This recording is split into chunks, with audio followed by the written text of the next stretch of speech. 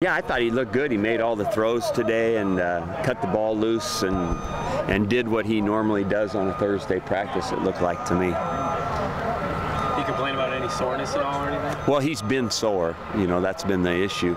But it's getting better every day. And, you know, you think about it, we've got 48 hours still before the game, so he's improved dramatically. So we'll continue to look at it. And he'll throw tomorrow again, and it should be fine.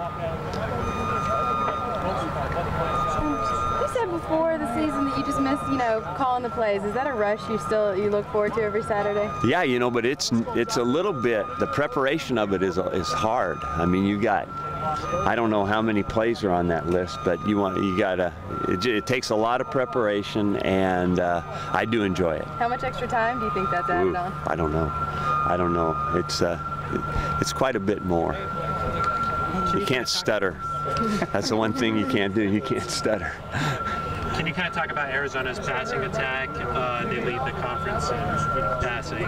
What is it that makes them so dangerous? Well, they're good. You know, they are adapting very well to Rich Rodriguez's offense, and Rich walked into a deal where he really placed people in good spots to make plays, and he's got a good quarterback to fit his system. So they are a very productive football team. You've got to, you know, they're going to gain some yards. You've got to tackle. You've got to not give up big plays.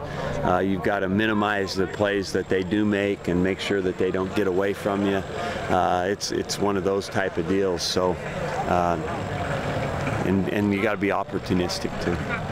And 3-3-5 is their base.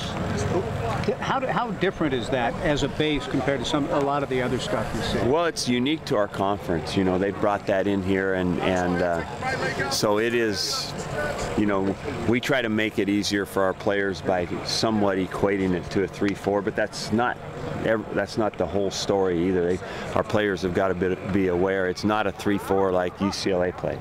So, you know, the linebackers are placed a little differently. They're overshifted. They use their safety instead of in the middle. They'll use them to the weak side a little bit more, and so it's a new kind of a flavor to our conference, and they're doing a nice job. That defensive coordinator obviously knows what he's doing, and he's been doing it a long time. So we're going to have to be very sharp. Plus, and then you have to add being very physical with it. They lead the league in passes defended. And do you see an active ball hawking group? I see a really active group. They play hard. You know, they're running around. That Oklahoma State game, they were running and hitting. So it was pretty impressive. Coach Cherry doesn't really have a high-profile name as a guy like Monte Ball or Jonathan Franklin.